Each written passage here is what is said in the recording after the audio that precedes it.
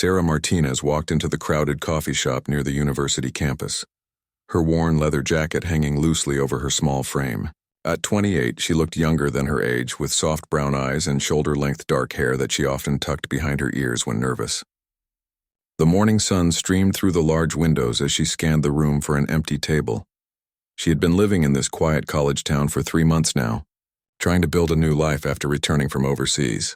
The transition from military service to civilian life proved harder than she had expected. Every loud noise made her jump. Every crowded space felt overwhelming. And the nightmares still came regularly. Sarah finally spotted a corner table and made her way over, settling into the chair that faced the door. Old habits died hard. She pulled out her laptop and opened her online course materials. After years of serving her country, she was now pursuing a degree in social work, hoping to help other veterans who struggled with the same challenges she faced daily. The coffee shop buzzed with the typical morning crowd of college students and local professionals. Sarah tried to focus on her assignment about trauma counseling, but the conversations around her kept breaking her concentration. She was used to the discipline and quiet focus of military life, where every task had a clear purpose and timeline. "Excuse me, is this seat taken?" A young man with sandy hair and a friendly smile gestured to the empty chair across from her table. Sarah looked around the busy coffee shop and realized most tables were full. "No, go ahead," she said quietly, moving her books to make room. The young man introduced himself as Jake, a senior studying journalism at the local university. He seemed genuinely friendly and curious about the world around him. As he worked on his laptop, he occasionally glanced at Sarah's textbooks and course materials. "Social work, huh?" Jake said during one of these glances. "That's really admirable. Are you planning to work with kids or families?"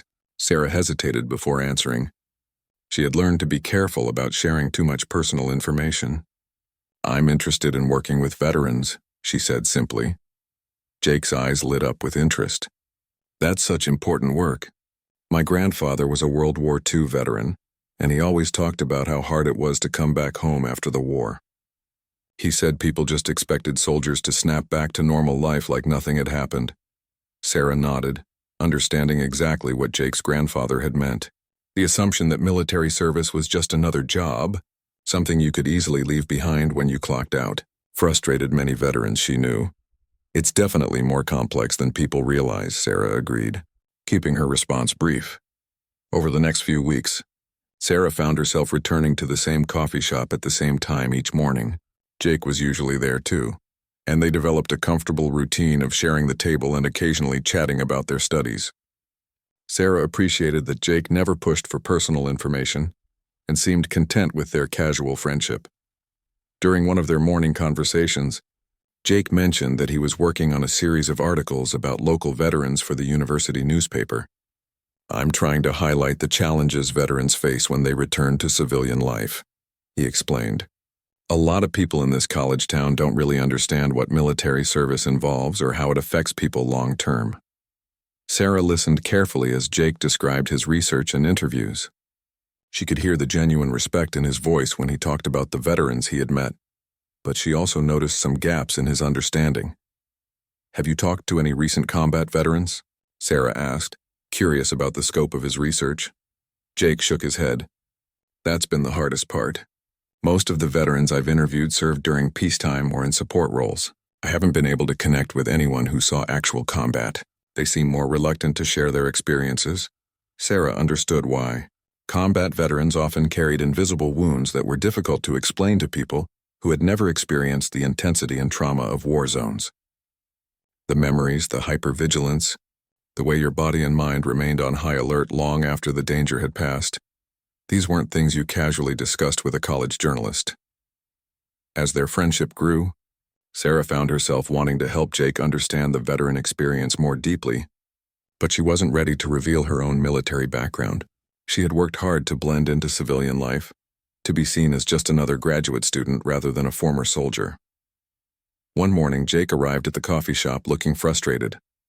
"I'm really struggling with this article series," he admitted to Sarah. "I feel like I'm missing something important, but I can't figure out what it is. The veterans I've interviewed have been helpful, but I sense there are experiences and challenges they're not comfortable sharing with me." Sarah sipped her coffee thoughtfully, She wanted to help Jake, but opening up about her own service felt risky. In her experience, people often reacted in one of two ways when they learned about her military background. Either they treated her like a fragile victim who needed their pity, or they questioned whether someone who looked like her could have really served in combat roles. Maybe the problem isn't what they're telling you, Sarah suggested carefully. Maybe it's about what you're not asking or how you're asking it. Jake looked puzzled. What do you mean? Sarah chose her words carefully. When you interview these veterans, do you ask about their service with the assumption that all military experiences are similar? Because they're not. Someone who served in logistics in Germany had a very different experience from someone who served infantry in Afghanistan. Jake nodded slowly. You're right. I think I have been making some assumptions about military service being more uniform than it actually is. As they talked, Sarah realized that Jake's misunderstanding reflected a broader societal issue. People often had simplified ideas about military service that didn't match the complex reality. This disconnect made it even harder for veterans to integrate back into civilian communities, where their experiences felt foreign and misunderstood. Sarah made a decision that would change everything. She would help Jake understand the veteran experience by sharing her own story, but she would do it gradually and on her own terms. She had no idea that this decision would soon force her to confront not only Jake's assumptions about military service, but also the doubts and skepticism of an entire community that would question everything about her combat experience. The following week, Sarah decided to share a small piece of her story with Jake. She had spent days thinking about how to approach the conversation without overwhelming him or herself. During their usual morning coffee, she took a deep breath and made her choice. Jake, I think I can help you understand the veteran experience better, Sarah said quietly, her hands wrapped around her coffee mug for comfort. I served in the Army for 6 years, 3 deployments to Afghanistan. Jake's eyes widened with surprise and immediate interest. Really, I had no idea. You never mentioned it before? Sarah nodded, already feeling the familiar tightness in her chest that came with discussing her service. I don't usually talk about it. It's complicated. Over the next hour, Sarah carefully shared some of her experiences, focusing on the challenges of reintegration rather than the details of combat. She talked about the difficulty of sleeping in a soft bed after months on a military cot, the way crowds made her anxious, and the struggle to relate to civilian concerns that seemed trivial compared to life-and-death situations she had faced overseas. Jake listened intently, asking thoughtful questions and taking notes. Sarah could see his understanding deepening as she spoke, and she felt cautiously optimistic about his ability to tell veteran stories with greater accuracy and empathy. This is exactly what my articles have been missing, Jake said earnestly. Would you be willing to let me interview you formally? Your perspective could really help people understand what veterans go through. Sarah hesitated. The idea of being featured in a newspaper article made her uncomfortable, but she also recognized the opportunity to help other veterans by sharing her story. Let me think about it, she said. A few days later, Sarah agreed to the interview under the condition that Jake focus on the universal challenges of veteran reintegration rather than specific combat details. They met at the coffee shop early one morning when it was less crowded, and Jake set up his recording device with Sarah's permission. The interview went well initially. Sarah felt comfortable sharing her insights about the gaps between military and civilian life, the inadequacy of support systems for returning veterans, and the importance of community understanding and acceptance. Jake asked respectful questions and seemed genuinely interested in learning, rather than sensationalizing her experiences. However, toward the end of the interview, Jake asked a question that caught Sarah off guard. Can you tell me about a specific moment when you realized how different civilian life was from military life? Sarah paused, considering her response. She decided to share a story about visiting a shopping mall shortly after returning from her last deployment. The crowds, noise, and abundance of choices had overwhelmed her so much that she had to leave after only a few minutes. I remember standing in this huge department store, looking at hundreds of different types of shampoo, Sarah said. For months I had been focused on survival, on protecting my unit, on making split-second decisions that could mean life or death. Suddenly I was supposed to care about whether I wanted coconut-scented or vanilla-scented shampoo. It felt absurd and overwhelming. Jake nodded, understanding, but then pushed further. What kind of split-second decisions were you making? What was your role in Afghanistan? Sarah felt her guard go up. She had been careful to avoid discussing her specific military role, but Jake's journalist instincts were leading him toward questions she wasn't ready to answer. "I was in a combat support role," she said vaguely. "Combat support could mean a lot of things," Jake pressed gently. "Were you involved in direct combat situations?" Sarah looked at Jake's earnest face and made another decision that would prove significant. "Yes," she said simply. "I was involved in direct combat." Jake's expression changed slightly. Sarah could see a flicker of something in his eyes. Surprise, maybe doubt. She was used to this reaction. Her appearance and demeanor didn't match most people's expectations of a combat veteran. "That must have been incredibly difficult," Jake said, but Sarah detected a note of uncertainty in his voice. The interview concluded shortly after, and Jake promised to send Sarah a draft of the article before publication. As they packed up their things, Sarah noticed that Jake seemed more reserved than usual. She wondered if she had made a mistake by being more open about her combat experience. 2 weeks later, Jake's article was published in the university newspaper. Sarah picked up a copy from the campus newsstand, her hands trembling slightly as she read the headline, "Local Veteran Shares Struggles of Returning Home." The article was well written and respectful, focusing on the themes they had discussed about reintegration challenges. However, Sarah noticed that Jake had been vague about her specific military role, referring only to her service in Afghanistan without mentioning combat involvement. She wondered if this was a deliberate choice or an oversight. The response to the article was largely positive. Several professors shared it with their classes, and Sarah received a few emails from other veterans who thanked her for speaking out about issues they also faced. For a brief moment, Sarah felt hopeful that sharing her story had been the right decision. However, her sense of relief was short-lived. 3 days after the article was published, Sarah was approached by Tom Bradley, a senior journalism student who had read Jake's piece. Tom was working on a follow-up story about female veterans, and he had some pointed questions for Sarah. "I read about your service in Afghanistan," Tom said when he cornered Sarah outside her psychology class. "I've been researching women's roles in combat, and I'm curious about your specific experiences." Sarah immediately felt uncomfortable with Tom's direct approach and the demanding tone of his questions. Unlike Jake, who had approached the topic with sensitivity, Tom seemed more interested in challenging her account than understanding it. "What unit were you with?" Tom asked bluntly. "What was your MOS?" He was referring to her military occupational specialty, the code that designated her specific job in the Army. Sarah felt her chest tighten. "I prefer not to discuss those details," she said, trying to end the conversation. But Tom wasn't finished. "It's just that female soldiers weren't officially allowed in combat roles until 2013, he said with a skeptical expression. "If you deployed to Afghanistan before then, you technically couldn't have been in direct combat." Sarah felt a familiar surge of anger and frustration.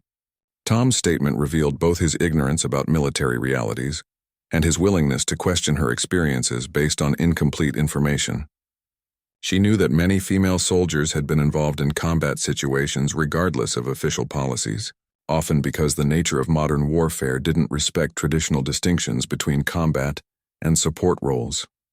Official policies and battlefield realities are often different things, Sarah said firmly, then walked away before Tom could ask more questions, but the damage was done. Tom's questions had planted seeds of doubt that would soon grow into a much larger problem for Sarah. She had no idea that Tom was already planning to investigate her claims further, or that her decision to share her story would soon expose her to scrutiny and skepticism that would test her resolve in ways she never expected. Tom Bradley spent the next week researching military policies and women's roles in combat. He was determined to write a story that would expose what he believed to be exaggerated or false claims about female combat experience. In his mind, he was pursuing important journalism, uncovering inconsistencies in veteran stories that might mislead the public about military realities. His investigation led him to contact several military experts and veterans organizations.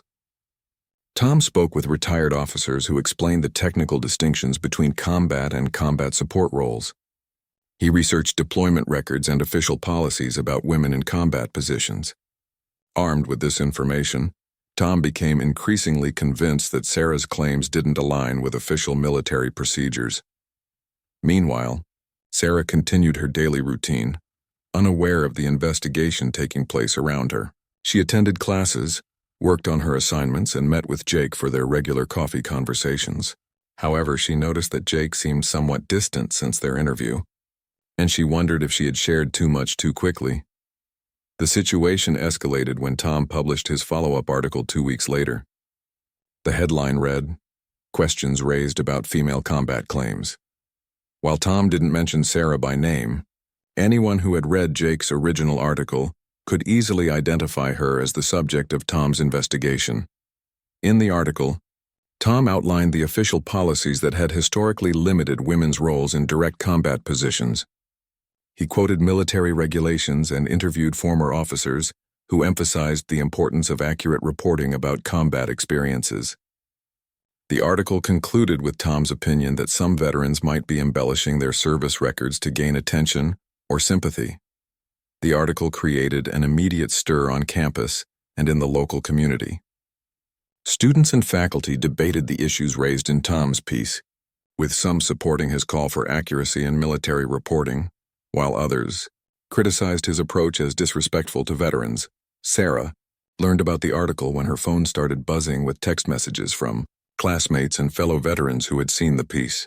Her hand shook as she read Tom's words, feeling exposed and attacked in a way that brought back memories of the vulnerability she had experienced in combat zones.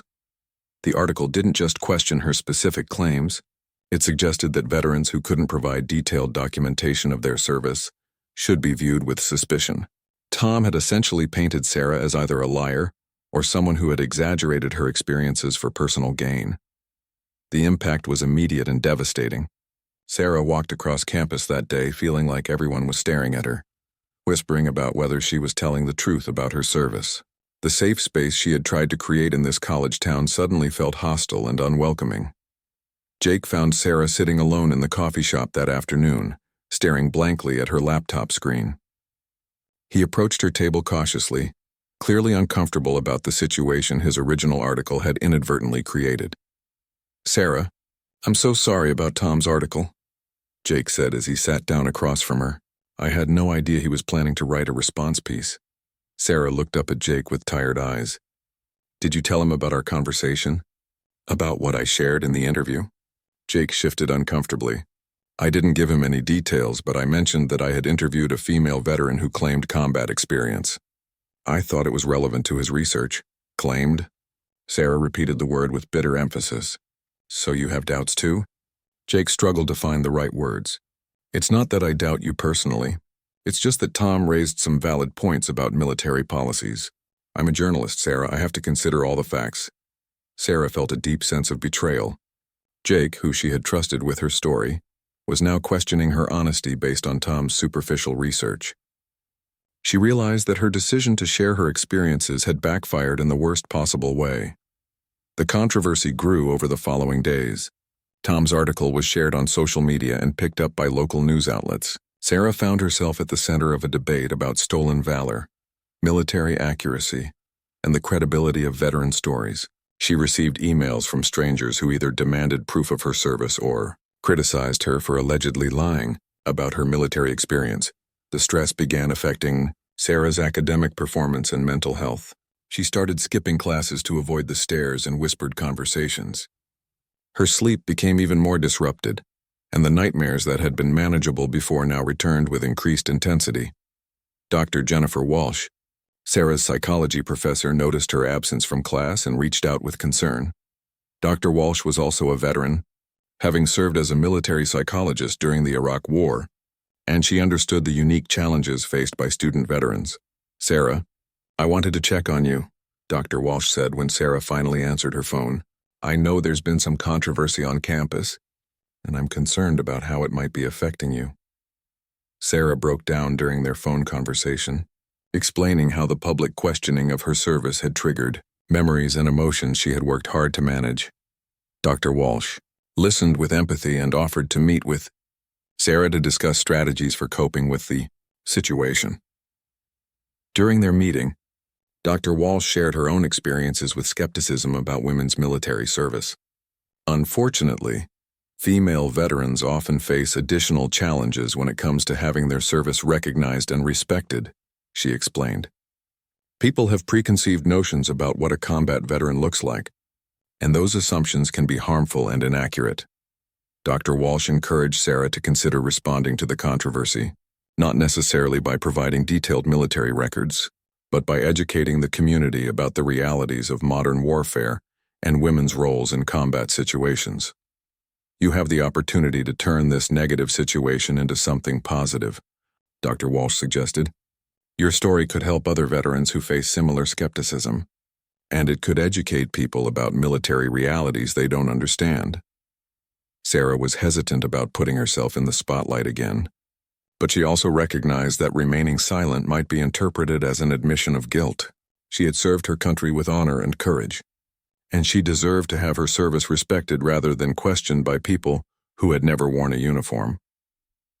As Sarah considered her options, she realized that the controversy had forced her to confront not only external skepticism, but also her own reluctance to fully embrace and share her identity as a combat veteran. For too long, she had tried to minimize or hide her military experience to fit into civilian society. Perhaps it was time to stop hiding and start fighting back. The decision she made next would require more courage than many of the challenges she had faced in Afghanistan.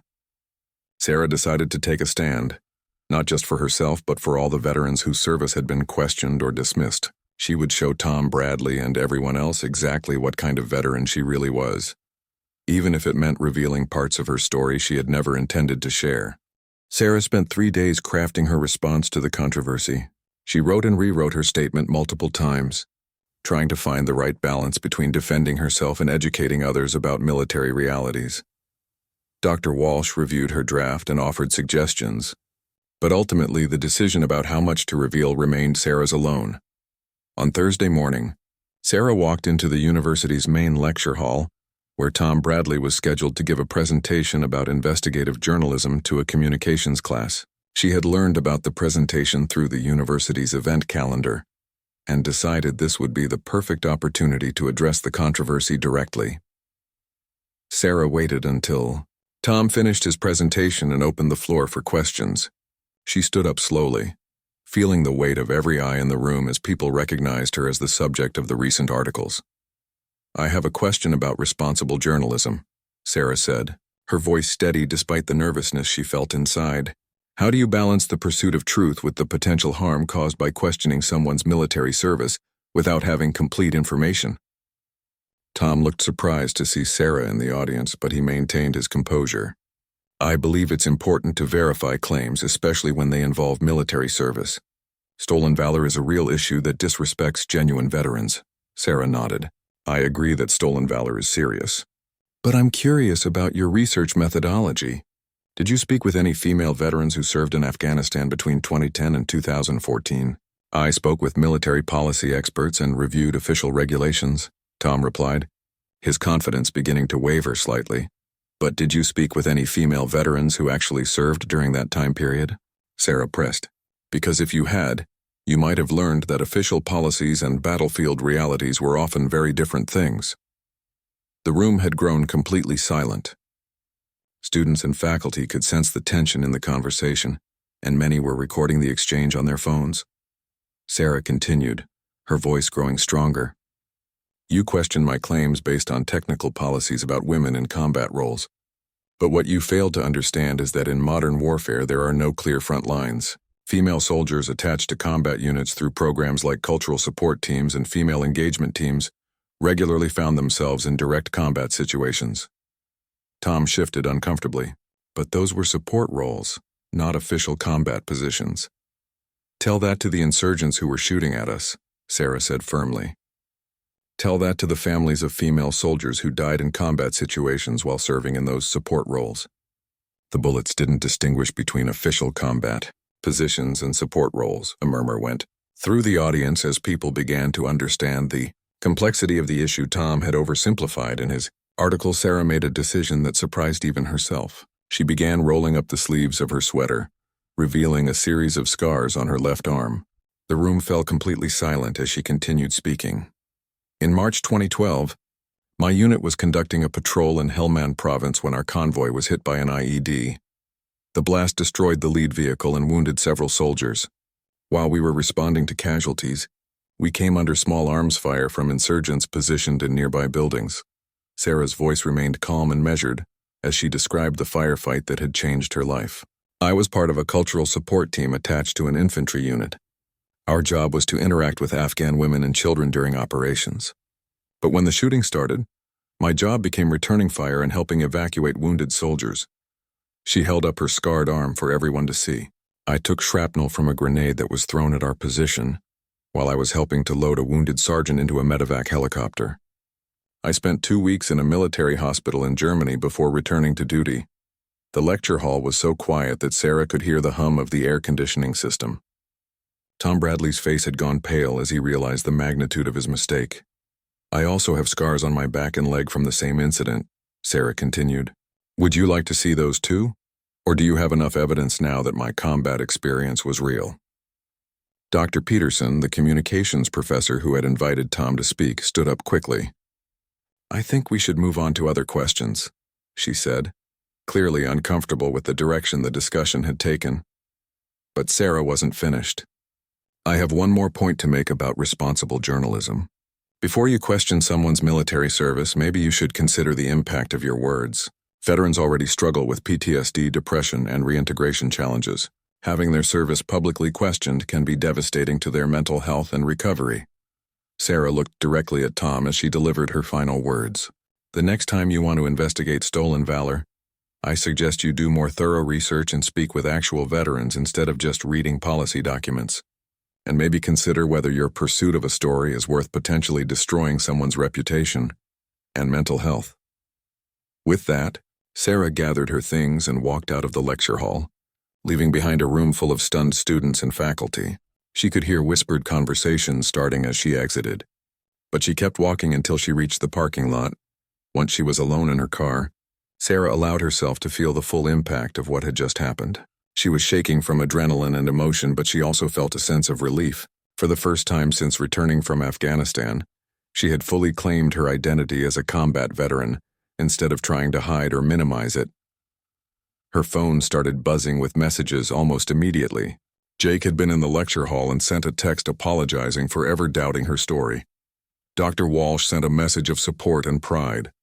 Even some of Tom's fellow journalism students reached out to express their admiration for how she had handled the confrontation. But the most meaningful message came from Marcus Thompson, a veteran she had never met who had been in the audience. Thank you for standing up for all of us who have had our service questioned, he wrote. You showed more courage in that room than most people will ever understand. The video of Sarah's response quickly spread across social media, with many people praising her dignity and strength in the face of unfounded accusations. Veterans organizations shared the video as an example of the challenges faced by female veterans and the importance of supporting rather than questioning their service. Tom Bradley posted a public apology on his social media accounts that evening, acknowledging that his research had been incomplete and his approach had been harmful. He announced that he was withdrawing from journalism to reconsider his career path, recognizing that he lacked the sensitivity and thoroughness required for responsible reporting. As Sarah drove home that afternoon, she reflected on how much had changed since she first walked into the coffee shop 3 months earlier. She had come to this town hoping to blend in and hide her military past, but circumstances had forced her to confront her identity as a veteran in the most public way possible. The controversy that had initially felt like a devastating attack on her credibility had ultimately become an opportunity to educate others and advocate for fellow veterans. Sarah realized that her attempts to minimize her military experience had been a disservice not only to herself, but to other veterans who faced similar challenges and skepticism. For the first time since returning from Afghanistan, Sarah felt proud to be recognized as a combat veteran rather than trying to hide from that identity. She understood now that her scars weren't just reminders of trauma. They were proof of her service, sacrifice, and survival, and she was finally ready to wear them with honor. The weeks following Sarah's public confrontation with Tom Bradley brought unexpected changes to her life. The video of her response had been viewed thousands of times, and she suddenly found herself receiving messages from veterans across the country who shared similar experiences of having their service questioned or minimized. Among these messages was one that particularly moved Sarah. It came from Rebecca Chen, a Navy veteran who had served as a hospital corpsman with Marine units in Iraq. Rebecca wrote about facing constant skepticism about her combat experience simply because she was a small Asian woman who didn't fit people's stereotypical image of a combat veteran. I stopped talking about my service years ago because I got tired of people acting like I was making it up, Rebecca wrote. Watching you stand up to that journalist gave me hope that maybe I don't have to keep hiding who I am. Sarah realized that her individual experience was part of a much larger pattern. Female veterans, veterans of color, and anyone who didn't match the stereotypical image of a combat soldier faced additional barriers to having their service recognized and respected. She began to understand that her decision to speak out had implications beyond her personal situation. Dr. Walsh approached Sarah about participating in a panel discussion about veteran experiences that the psychology department was organizing. Initially, Sarah was hesitant to put herself in the spotlight again, but she recognized the opportunity to continue the important conversation. Her confrontation with Tom had started. The panel took place in the university's largest auditorium and drew an audience that included students, faculty, community members, and local veterans. Sarah was joined by 3 other veterans: Marcus Thompson, the veteran who had messaged her after the lecture hall incident, Dr. Walsh herself, and Robert Kim, a Korean War veteran who had been living in the community for decades. As Sarah sat on the panel, looking out at the audience of nearly 300 people, she felt a familiar nervousness but also a new sense of purpose. She was no longer just defending herself. She was advocating for all veterans whose experiences had been dismissed or questioned. The panel discussion began with each veteran sharing their experiences of returning to civilian life. When it was Sarah's turn to speak, she found herself being more open about her struggles than she had ever been in public. One of the hardest parts of coming home wasn't the nightmares or the hypervigilance, Sarah said. It was the feeling that I had to hide or minimize my service to fit into civilian society. I thought if I talked about my combat experience, people would either see me as damaged goods or they wouldn't believe me because I don't look like their idea of a combat veteran. The audience listened intently as Sarah described the isolation many veterans felt when they couldn't share their experiences honestly. She talked about the additional challenges faced by female veterans, who often encountered both skepticism about their service and assumptions about their mental health based on gender stereotypes. During the question and answer portion, a young woman in the audience raised her hand. "I'm planning to join the military after graduation," she said. "What advice would you give to someone who wants to serve but is worried about facing the kind of skepticism you experienced?" Sarah considered the question carefully before responding. "Don't let fear of other people's ignorance prevent you from serving your country," she said. "But also understand that part of your service will be educating civilians about military realities.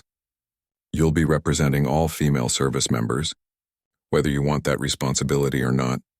After the panel, Sarah was approached by several audience members who thanked her for her honesty and courage. Among them was Janet Morrison, the director of the local Veterans Affairs Office, who had been working to improve services for female veterans in the region. "We've been trying to reach female veterans who might be eligible for services but haven't come forward," Janet explained. "Many of them face the same challenges you described, feeling like they have to prove their service or justify their experiences. Would you be interested in helping us develop better outreach programs?" Sarah found herself saying yes before she had fully processed the question. She realized that her experience, as painful as it had been, had prepared her to help other veterans navigate similar challenges. Over the following months, Sarah began volunteering with the VA office, helping to create support groups specifically for female veterans and those who had faced skepticism about their service. She discovered that many veterans in the area had stories similar to hers, experiences of having their service questioned, minimized, or dismissed by people who didn't understand military realities. One of the veterans Sarah worked with was Lisa Rodriguez, a former Air Force Security Forces member who had guarded bases in Iraq and Afghanistan. Lisa had been injured in a mortar attack but struggled to get disability benefits because people didn't understand that Air Force personnel could be involved in combat situations. Everyone assumes Air Force means sitting in an office somewhere safe, Lisa explained during one of their counseling sessions. They don't realize that security forces are basically military police who guard the perimeter of bases that are under constant threat of attack. Through her work with other veterans, Sarah began to understand the broader scope of the problem she had experienced. The issue wasn't just about stolen valor or fraud. It was about public misconceptions of military service that made it difficult for many legitimate veterans to access support and recognition they had earned. Sarah also continued her studies, but with a new focus and energy. Her research papers now centered on veteran reintegration challenges and the specific barriers faced by underrepresented groups in the veteran community. Her professors noted the passion and authenticity she brought to her work, and several encouraged her to consider pursuing a doctoral degree. Jake, meanwhile, had learned valuable lessons from the controversy his original article had inadvertently sparked. He began working on a new series of articles about veteran experiences, but this time he approached the topic with much greater sensitivity and understanding. He interviewed Sarah several more times, and their friendship deepened as he demonstrated genuine commitment to accurate and respectful reporting. I realize now that I was approaching veteran stories like they were just another assignment, Jake admitted during one of their conversations. I didn't understand the responsibility that comes with telling someone's story, especially when they've already sacrificed so much for their country. As Sarah's reputation in the veteran community grew, she began receiving invitations to speak at other universities and community events. Each speaking engagement brought new opportunities to educate people about military realities and advocate for better support for veterans. The transformation in Sarah's life was remarkable. She had gone from trying to hide her military identity to becoming a prominent advocate for veteran rights and recognition. The controversy that had initially seemed like a devastating attack on her credibility had ultimately become the catalyst for finding her true purpose and calling.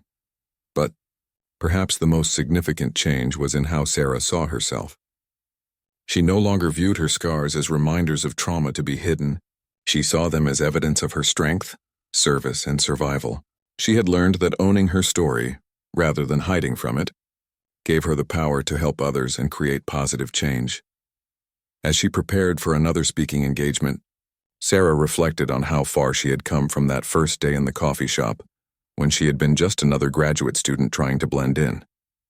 She realized that her journey was far from over, but for the first time since returning from Afghanistan, she felt truly at home in her own skin. 2 years after the controversy that changed her life, Sarah stood before a packed auditorium at the National Veterans Conference in Washington, D.C. She had been invited as the keynote speaker to address an audience of over 1,000 veterans, advocates, and policymakers from across the country. As she looked out at the sea of faces, Sarah thought about how much had changed since that difficult day when Tom Bradley had questioned her service. What had started as a personal attack had evolved into a national conversation about veteran recognition and support. Sarah had completed her master's degree in social work and was now pursuing her doctorate while working full-time as a program coordinator for the Department of Veterans Affairs. Her research on barriers to veteran services had been published in several academic journals, and she had become a recognized expert on issues affecting female veterans and underrepresented groups in the military community. Her work had led to concrete policy changes. The VA had implemented new training programs for staff to better understand diverse military experiences, and several states had passed legislation to strengthen penalties for false accusations of stolen valor. Sarah's advocacy had helped create a more nuanced understanding of what constituted legitimate military service and combat experience. As she began her keynote address, Sarah reflected on the journey that had brought her to this moment. 3 years ago, I was a graduate student trying to hide my military identity because I was afraid of how people would react, she told the audience. I thought the safest path was to minimize my service and try to blend into civilian society. She paused, looking at the many veterans in the audience who nodded in recognition of similar experiences. But I learned that hiding our stories doesn't protect us, it isolates us, and it prevents us from helping other veterans who face the same challenges we've overcome.